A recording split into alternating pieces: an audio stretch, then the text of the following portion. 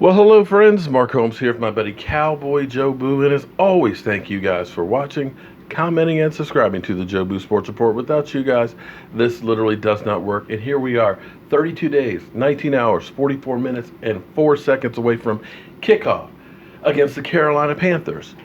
And the one thing you have to ask at this point is, are the Carolina Panthers going to have a team by the time that time gets here? The Panthers have had some bad luck with injuries. They had already lost their Pro Bowl tackle. Now they've lost their guard, and I'm going to butcher. Be prepared. I will butcher this name. Amini Silatou is having meniscus surgery. Wow. Carolina has been hit hard by the injury bug.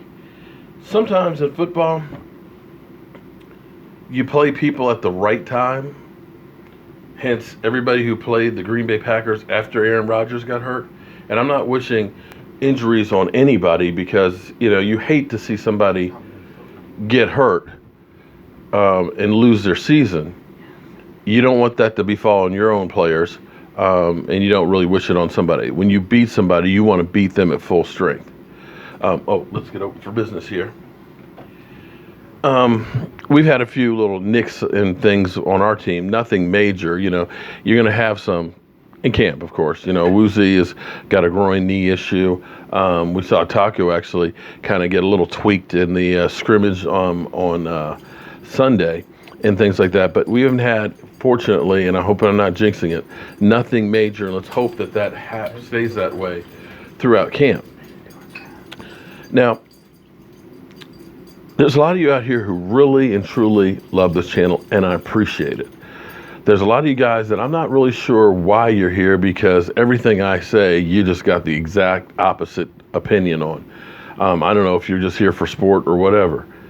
But from time to time, things happen or people leave me a comment or send me an email or something that really touches me. From time to time, it's amazing to me that people from other teams enjoy this channel. They say they like my personality. I'm not sure why, but they put up with the Dallas Cowboy news because of me, and I'm not still sure why. But an Eagle fan, with me being in California, spending time with my daughter and stuff, said that this was a bittersweet video for him, seeing me with my daughter because his daughter had gone up to heaven. His daughter was only 23 years old. I don't know what happened to her, but my thoughts and prayers are out to you. But he said they watched the Eagles versus Denver game, and 3 hours later, she was gone. And he said that watching this show helped him get through many a night. When I hear comments like that, it touches me. It changes you.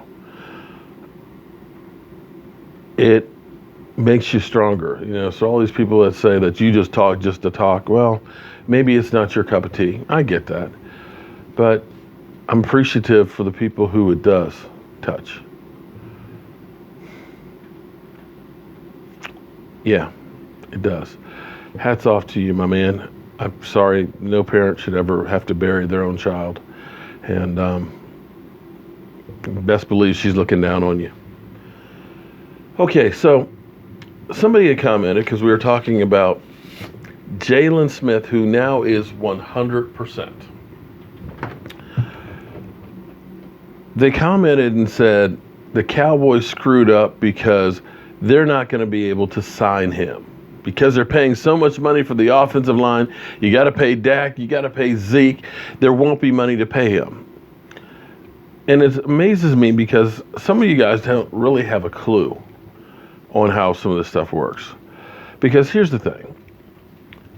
Our Cowboys, for once, actually went into the offseason with $19 million, which is incredible because Most years we're usually 20 to 25 million over the cap, and we have to cut players immediately just to get underneath the cap for the league year to begin.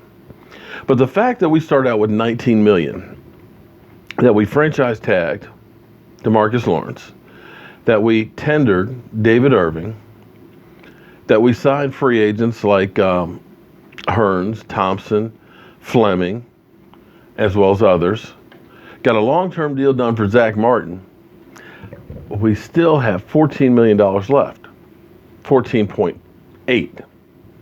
And if we don't do something like Earl Thomas or whatever, that money that's left over gets rolled over to next year's cap. Next year's cap, right now, our projections are about $50 million. That's if we keep everybody who's on the roster. Now, that doesn't take into consideration that you got to do something with DeMarcus Lawrence. Then you got Zeke Elliott, and you also have Dak Prescott, which you don't actually have to pay next year. You can actually do it the following year. But here's the other thing that you don't seem to take into account, that the salary cap goes on average about $10 million a year more. So after all this dead money is wiped away, after we get that extra $10 million right there, that's 60 without cutting a single player. Then you start looking at, some of the aging veterans that might not be there in a year or two when Jaylon Smith's contract would be up. You look at Tyrone Crawford. Tyrone Crawford has been stable, but he's a $10 million cap hit. You might end up saying, okay, Tyrone, we got a Taco out there that's real good. We've got a Randy Gregory. We've got these young guys you jettison. All of a sudden, that's another $10 million. Then there's Sean Lee, and you look at it and say, will Sean Lee play another couple years? Maybe, maybe not. He's talking about another $10 million. That's right there. So as far as the Cowboys wanting to do or sign anybody, that's not going to be a problem. They are in better cap shape than most teams are right now. They have finally gotten rid of most of the bad contracts and things. They've gotten rid of all the dead money and things. And even Jaylon Smith's contract, because of all the money that we borrowed against it, becomes more manageable. That most of the contracts next year, Jaylon Smith is the highest at 14. The rest of them are around 10 to 12. You're not in cap hell.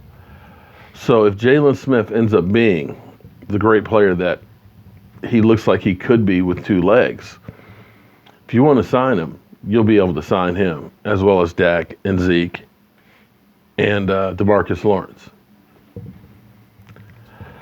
Whew. It feels good to be back here in the man cave. Ah, boy. Only 32 days, 19 hours, and 36 minutes.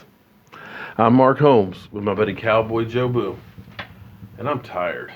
I'm real tired. I'll see you guys soon.